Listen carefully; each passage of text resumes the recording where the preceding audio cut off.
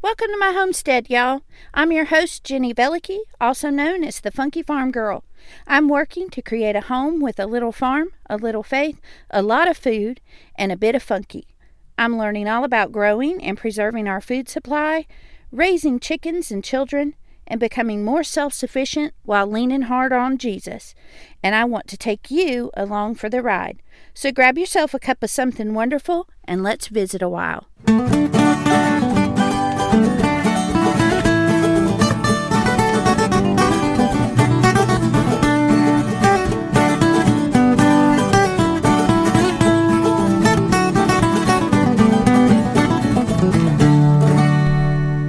Hey y'all, it's Jenny Velicky and you are listening to The Funky Farm Girl. This is episode 34, A Minimalist Guide to Gift Giving. I hope you guys have had a great Thanksgiving weekend. I hope you were able to connect with those that you love, whether it was in person or through the internet. I hope that you were able to at least see or talk to the ones you love, and we're able to take time to give thanks and to stuff yourself full of turkey and other goodies this holiday weekend. This is ushering in now the beginning of the Christmas season. And so we will be talking today about a minimalist gift giving guide so that you can come up with great things to give your family and your friends without worrying about giving them more clutter to add to their house and more things that will just end up in a donate pile at Goodwill later on down the line. So how do we do that? Before we get into that, let's talk about what's happening on the homestead. This weekend, like a lot of people, we've been decorating for Christmas.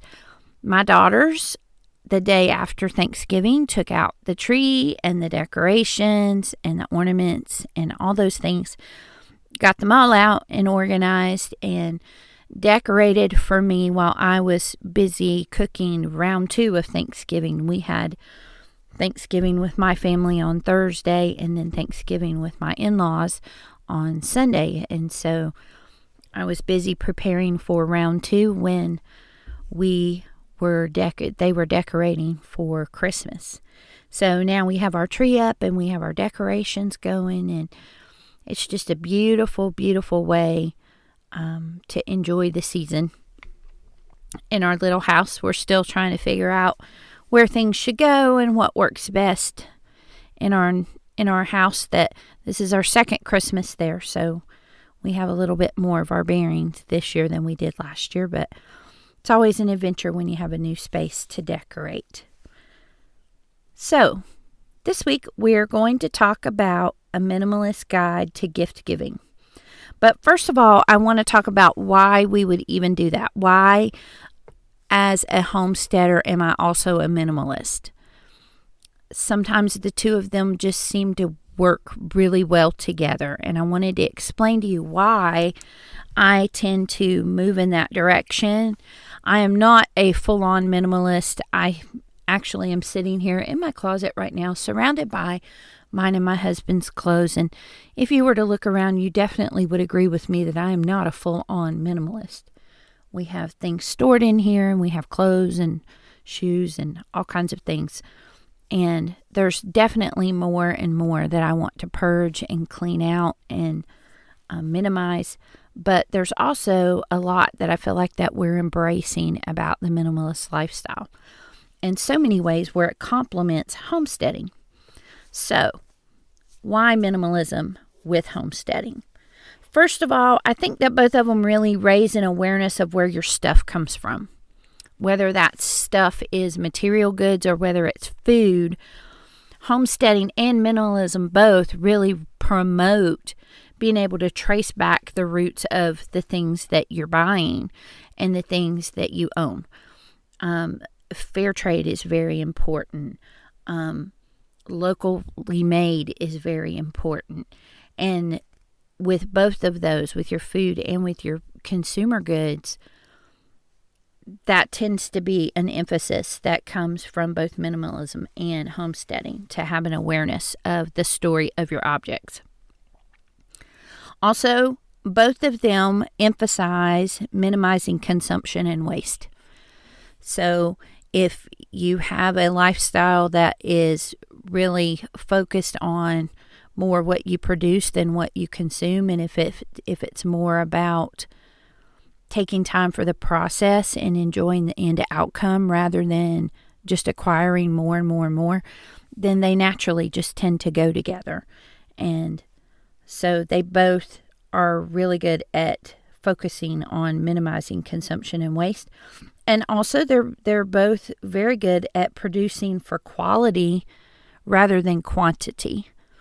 And this is especially true with homesteading because it's not about doing the quickest and most efficient way to make something, whether it's bread or breeding chickens or whatever it is. It's not about how quickly can you mass produce a lot of something. It's about learning the art and the way of doing things in the old ways so that you produce a better quality product or a better quality food or a better quality dish in your kitchen.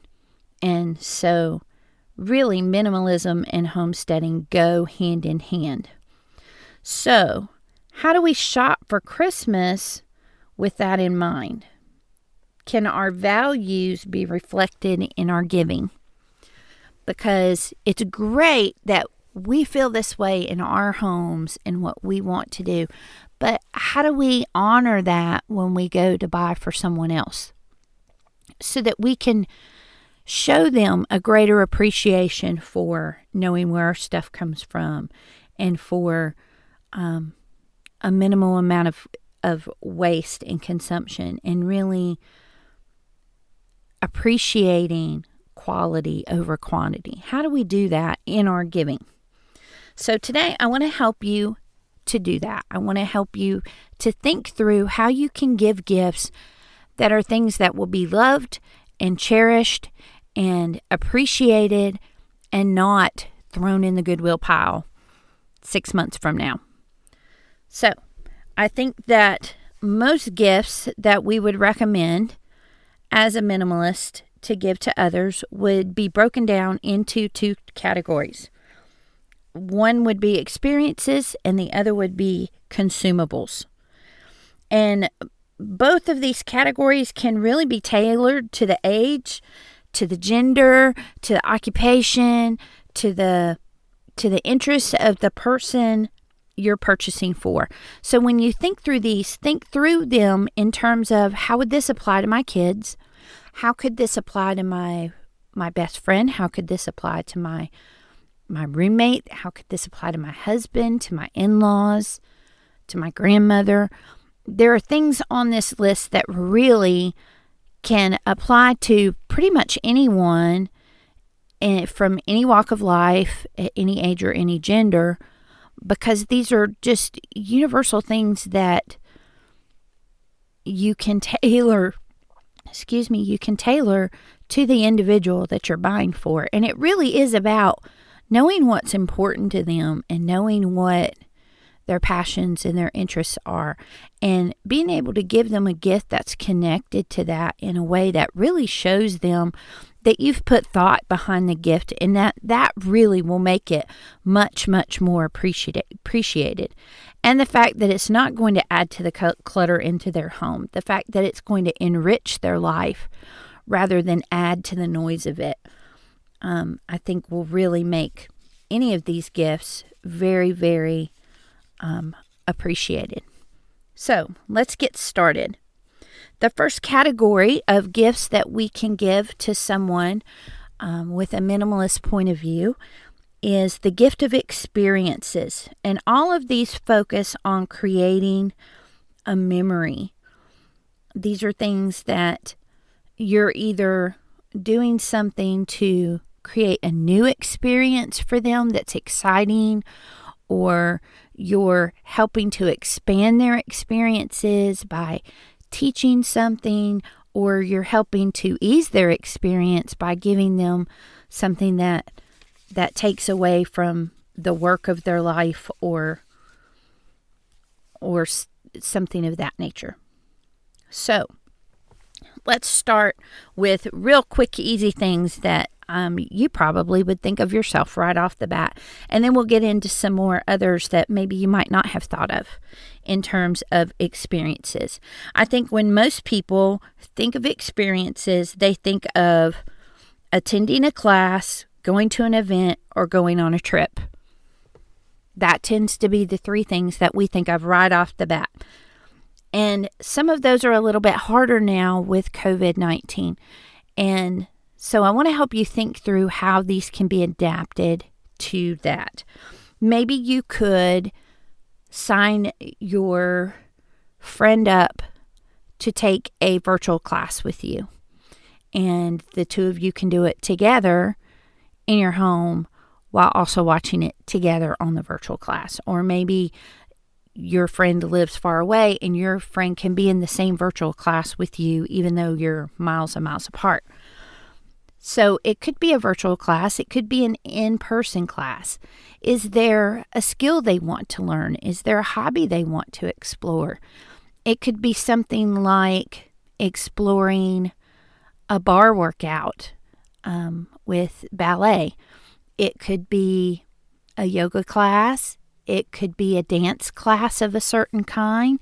Maybe they want to explore ballroom dancing or the aerial ribbon dances. Maybe they want to get into cooking, and you could get them a class that teaches them a specific skill. And like I said, these may be in-person classes, or they may be things that you can do online. And especially if you're able to share that experience with them, if it's something that you're also interested in, that really expands upon the experience and expands upon the memory that will be created there. Same thing with an event. Is there a play or a concert that they would want to go to? Is there a conference that they would love to attend? Again, these may be things that need to wait until we are all back into going and being with other people again. But some of these are things that even in these industries, they're finding ways to work around them. There's lots of virtual concerts being held now where you buy a ticket and it gives you a seat in a virtual streaming event with that artist. And it's a lot more personal and intimate than a concert would be because it's limited in who's there. Or an online conference where they have access to lots of different lectures and speakers and things, and maybe the time frame is limited when they would be online attending that. And a lot of times those are coming with extra resources and things that help them to build their skill set in a certain area. And a trip can be as simple as renting a little cabin at your local park. We have a park near our house that is on a lake, and they have little cabins for $30 a night. They are very, very basic camping cabins, basically. So it's basically an empty cabin rather than a tent. And they have beds in them and a couple other really basic things. But a lot of the modern day conveniences are not there. And so it is still a lot like camping, but that also makes it very, very inexpensive. You could check out an Airbnb in either their own town where they just get a real quick change of scenery somewhere close, or in a nearby place that they have the ability to travel to. Another wonderful experience that would definitely make memories, one that I have been given myself, is the experience of a massage. This is something that almost anybody would enjoy other than maybe a child. This is something that is good for someone who has a health condition, someone who has arthritis, someone who's very active, a mom, a pregnant woman, a man who works a really intense job. The gift of a massage is an experience and a memory that will be with them for a long time and would be a really, really appreciated kind of experience. So now let's think a little bit more outside the box and start to think about other things that you could give them that you might not have thought of. How about a meal or a night out? This could be giving them a certificate to go to their local restaurant and have a date with their spouse. And maybe another experience you could add in would be the gift of babysitting while they go on this date. Or it could be something as simple as a certificate that you give to a friend that specifies that you will treat them to lunch one day or a coffee date or something of that nature. So this could be a lot of different things, and it could even be something like paying for takeout for their family to be able to enjoy a meal that they didn't have to cook and they didn't have to pay for. What about a membership? And I know when I say membership, some people think, maybe to the gym. Do they want a gym membership? Maybe a membership to the YMCA. But even think outside of that. Is there a park or something like that they would have access to as a member that could give them some outdoor experiences? For example, we are very close to the Charlotte area, and there's the National Whitewater Center that has rock climbing and whitewaters and ropes courses and all kinds of things, and you can get a membership to there to be able to enjoy all those things on a really frequent basis throughout the year. Is there a local zoo or an aquarium or a museum nearby that you could give them a membership to? These are really, really good ideas for families, especially if they have kids that are really into animals and things like that. My daughter Georgia, one year with her birthday money, bought us a zoo membership for the year for the zoo that is up near our hunting cabin that we go to. And it really was wonderful because it gave us something that we could go and do while the guys were out in the field hunting, and then we could use it in the off season of hunting. Excuse me. We could use it in the off season of hunting as a family.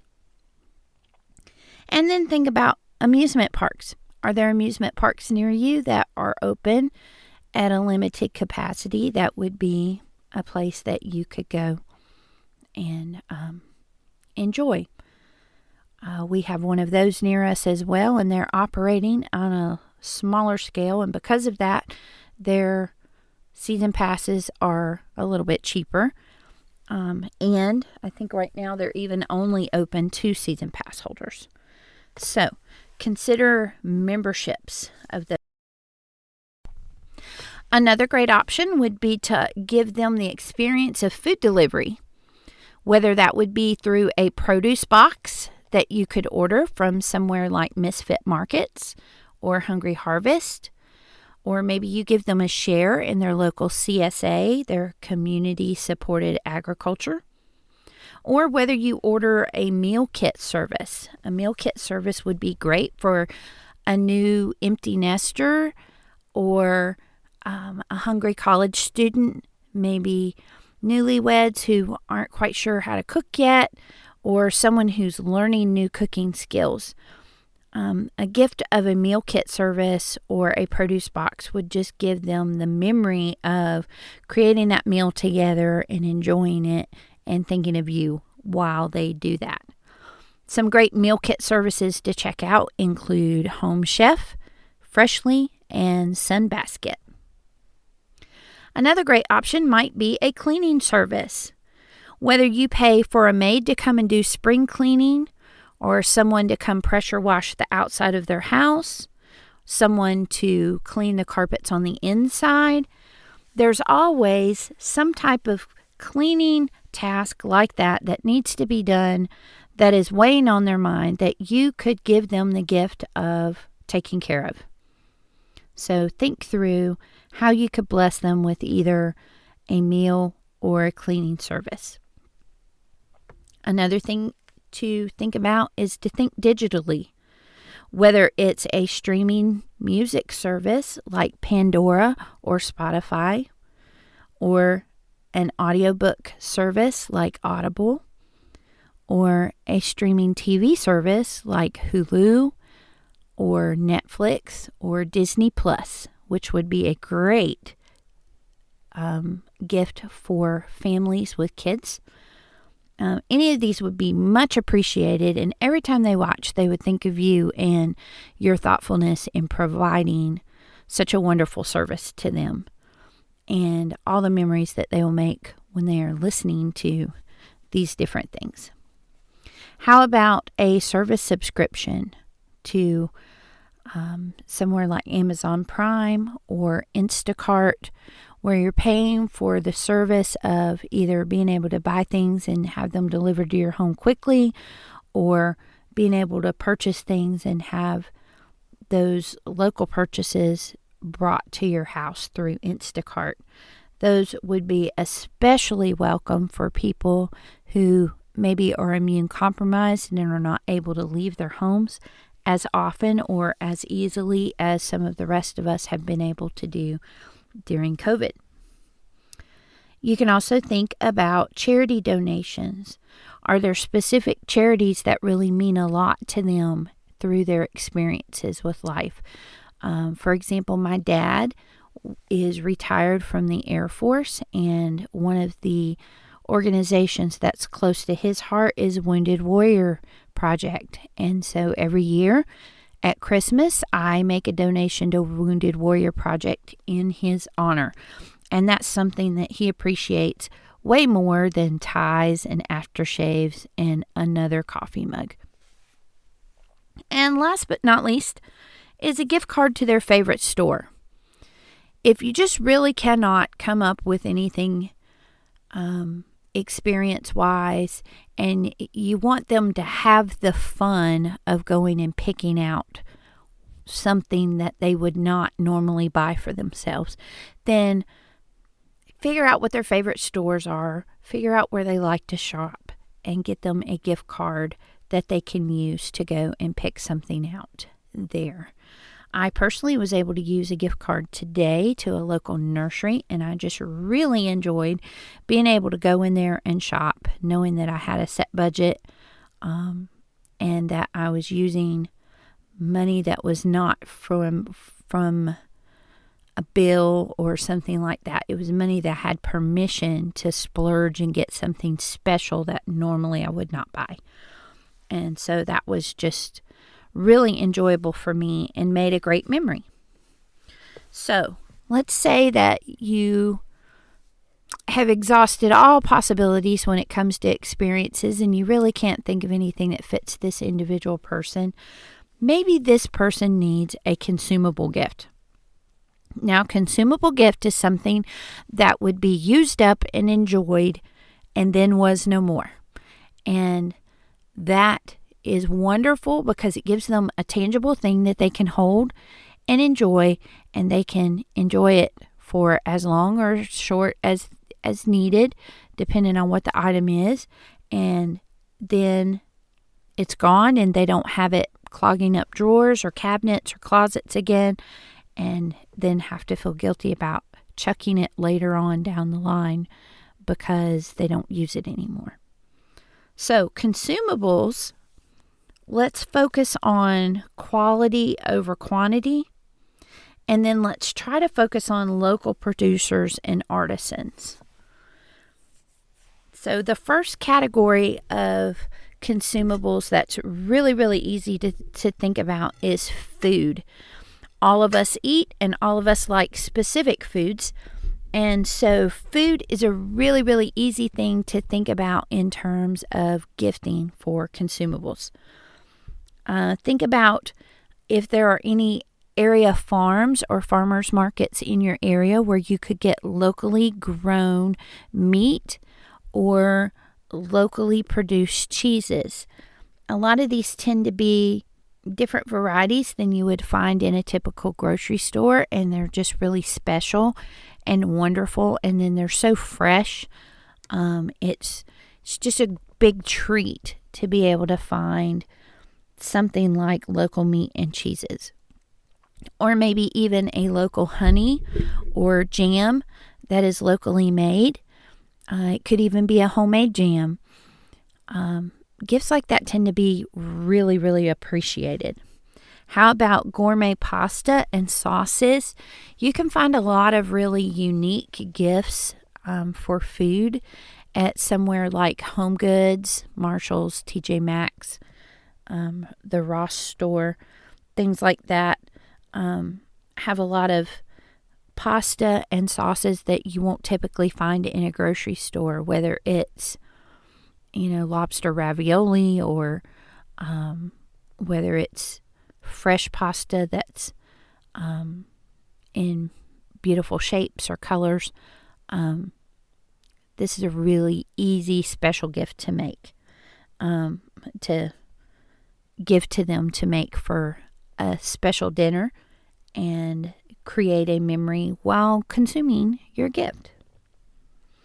Also, think about something like herb blends. Are there specific things that they like to do? For example, my brother and my husband's brother both like to smoke meat. Is there an herb blend that works well with smoked meat that I could get for them? Maybe you like a specific blend of herbs in a salad dressing or things like that. Think through, is there something that would connect with them as far as an herb blend? Consider baked goods, whether they're from a local bakery or from your own kitchen. Things like breads and cakes and pastries are very much appreciated. Last year, I gave all the guys in my family a loaf of fresh artisan bread and a jar of whiskey blackberry jam. And it was a big hit. Everybody loved it. And they were able to slice up the bread and enjoy it with the jam. And then it was gone, and it wasn't clogging up any drawers or cabinets in their house. And they were perfectly happy with their gift. What about artisan chocolates? If you're able to find a local chocolate shop that sells wonderful truffles, fair trade chocolate, things like that, that's always very well appreciated. This is not your typical Russell Stovers. This would be, artisan type chocolate that is a higher end quality product. What about coffee and tea?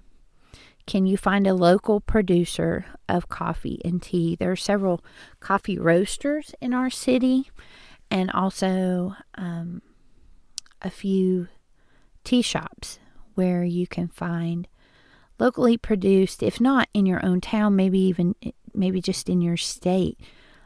Is there a specific blend that is common to your state that kind of identifies it as a local thing? Resist the urge to add a mug with a coffee or tea gift unless it's something particularly special, like a local mug made by a pottery artist. While we're on the topic of drinks, what about wine and beer? Is there a microbrewery in your area? Or is there a vineyard that sells local wine? Think through what is around you and the different types of things that your area produces. What is special about your area that you could incorporate into your gift in the type of food that you gift to someone? And then consider something like a movie box. You can get a blend of popcorn kernels from the store, whether it be just the plain white popcorn kernels or whether it's a blend of blue or gemstone or whatever type corn. We have a local Amish store that sells probably 6 or 7 different types of popcorn. Buy some popcorn, or even just microwave popcorn. Buy some candy that is the type of thing that they like. Try to make it a nice treat, something that they wouldn't normally buy for themselves. And then add a bottle of wine or a 6-pack of beer, especially if it's local. And then either a certificate to go watch a movie or to stream a movie online. Or if you definitely know a movie that they love and don't own, buy that movie and put the things together in one gift bag, and you have a movie box. That is great. This would be a great family gift. This would be a great gift for maybe a newlywed couple, or maybe a couple that has a new baby and they are trying to figure out how to do date night again after having a baby. Any of those types of things are great people to give a movie box gift to. And one other thing when it comes to food, though it's more in a roundabout way, is heirloom seeds. If you know anyone who's a gardener, you can give them the gift of heirloom seeds, and they can use those seeds to grow their own food in the spring, or to grow their own flowers. So many of us gardeners are so consumed with what food we're going to be producing, and things that are produced just for the beauty of it tend to fall further and further down our wish list when it comes to purchasing seeds for the upcoming season. So maybe gift your gardening friend some flower seeds that are heirloom variety, that would produce beautiful flowers that maybe would attract pollinators, or maybe they're edible flowers that they can add to salads or teas or things like that. But heirloom seeds are another things that in a roundabout way will produce food and is consumable. And in the meantime, it won't take up very much space, the little small envelope, until time to plant in the spring. The other category that I have for consumables would be soaps and other luxury bath items. We're talking over the top, spoil them stuff. Handmade soaps, milk baths, beautiful bath salts with fresh herbs, maybe a facial set that they can't afford, or maybe you pay to have a facial done as an experience.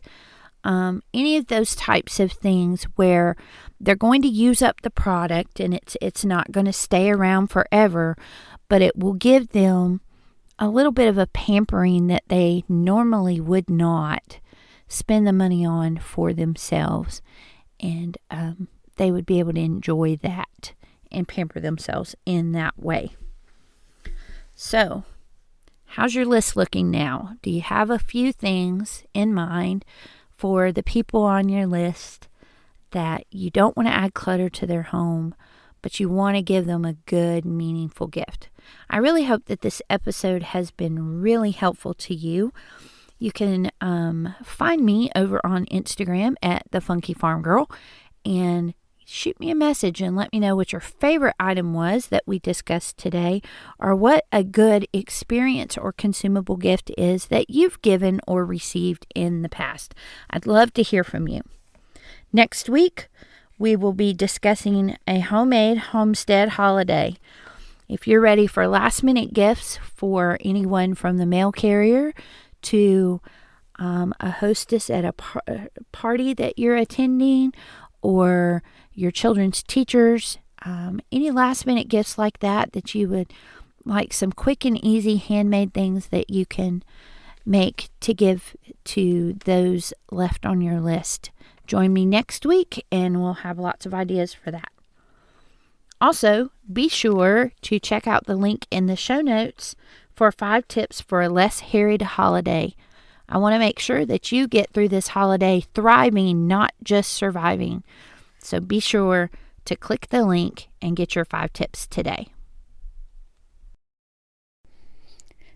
Thanks for stopping by, y'all. If you're inspired by what you've heard today, the best compliment you can give me is to share the Funky Farm Girl with your friends. You can stay connected by following the Funky Farm Girl on Instagram, Facebook, and YouTube. Until we meet again next week, remember to bloom where you're planted.